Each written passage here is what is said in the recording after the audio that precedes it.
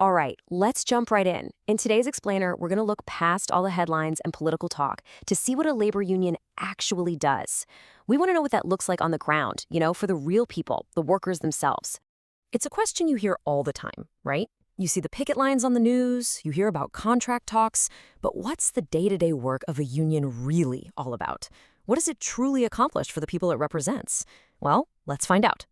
So, to really get to the bottom of this, we're going to zoom in on one specific group, AFSCME Local 2960, down in Phoenix, Arizona. We're going to look at some of their biggest fights and accomplishments, because their story, well, it gives us a pretty powerful answer to that big question. And we're going to start with a huge defensive battle. This wasn't about gaining new ground. This was all about protecting something absolutely fundamental, the promise of a secure retirement for thousands and thousands of city workers. So, what was the big threat? Well, it was a ballot measure called Proposition 487, and its goal was pretty simple and, frankly, devastating. It was designed to completely wipe out the city's pension system for every single new person hired from that point on, a total game changer for public service work in Phoenix. So let's break down what was really at stake here. On one side, you had the existing pension system. That's a defined, guaranteed income for life after you've put in a career of service. The proposal wanted to swap that for a 401k style plan, basically a private retirement account that's totally at the mercy of the stock market.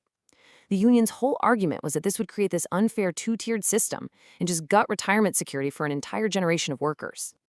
And listen, this wasn't just a battle of ideas. The campaign to get Prop 487 passed was fueled by more than $1.4 million. And get this, the huge majority of that, over $1 million, came from a single group connected to a Texas billionaire. But here's the thing, even though they were massively outspent, the union and their allies got organized. They hit the streets, they made their case, and they convinced the public. In the end, Phoenix voters shut the proposition down, and they shut it down hard. The mayor at the time called it exactly what it was, a victory of people power over dark money.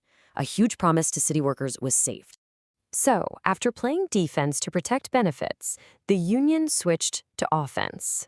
They decided to proactively expand support for a group of workers who were dealing with some serious trauma, pretty much on their own. This quote from the union's president, Frank Piccioli, it just says it all. He's talking about 911 dispatchers. The unseen voices on the other end of the line, the people who are the very first point of contact in any crisis. Now, this is where things got kind of crazy when you think about it. You had police and firefighters who witnessed traumatic events and were, of course, eligible for PTSD counseling. But the dispatchers, who were audibly witnessing the exact same events, were not. They were hearing the absolute worst moments of people's lives, day in and day out, and were just left to deal with that psychological weight all by themselves. So how did they fix it? Well, they took the fight straight to the state legislature. A fellow union member, State Representative Melody Hernandez, introduced a bill. And it wasn't a partisan thing either. It got powerful support from both sides of the aisle. And ultimately, Governor Katie Hobbs signed it into law. This was a landmark victory. It officially recognized dispatchers as the first responders they've always been, and it finally gave them access to the care they so desperately needed. Okay, so the first two stories were about these big groups, all city workers, all 911 dispatchers. But this next one, gets really personal. It shows how a union can go to the mat for a single family for years just to make sure a promise is kept. This timeline, man, it just tells such a heartbreaking story. Back in 2010, a city inspector named Robert Scully died on the job, and immediately his wife and 5 kids lost their health insurance, just like that. For almost 10 years, they struggled with these insane medical bills. But the union never forgot about them. And in 2019, when they negotiated a new contract, they made one of their key demands retroactive survivor benefits, specifically designed to finally cover the Scully family. Robert's widow, Amy Scully, she really said it best. This wasn't just about changing a policy. This was about restoring some stability, some dignity to a family that had been through hell. It was a promise kept almost a decade later. And that commitment to families, it also shows up in these moments of just sudden, awful tragedy. In 2015, a 911 dispatcher and a really passionate union activist named Megan Lang was killed by a drunk driver. She left behind a husband and 2 little boys. The union's response was immediate. They raised $50,000 right away to help the family, but it was so much more than that. The union made a long-term promise, and as this quote shows, It was about making sure Megan's family would never, ever feel alone. It just shows that the support system extends way beyond the workplace.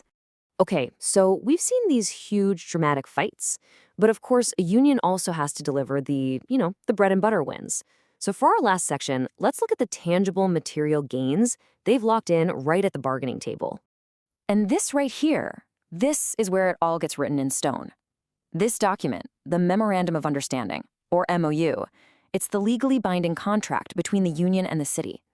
This is where all those promises become official policy. So what's actually in it?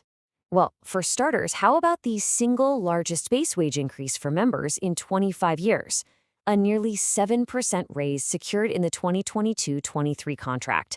That is a direct major boost in people's paychecks. And on top of that raise, the union negotiated a bunch of bonus payments. This one, for over $2,700, went out to members in August of 2023. We're talking real money going right into workers' pockets.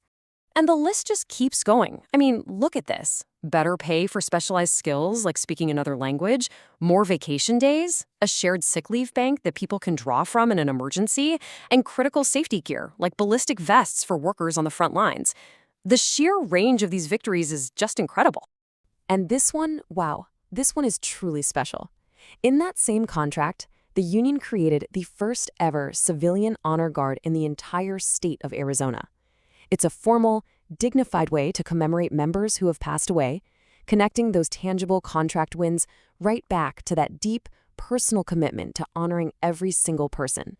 So we started all this by asking, what does a union actually do? But after seeing this story, saving pensions, fighting for mental health, standing by families through the worst tragedies, and winning real gains at the bargaining table, maybe the better question to end with is this: what can't collective action achieve? Something to think about. Thanks for tuning into this explainer.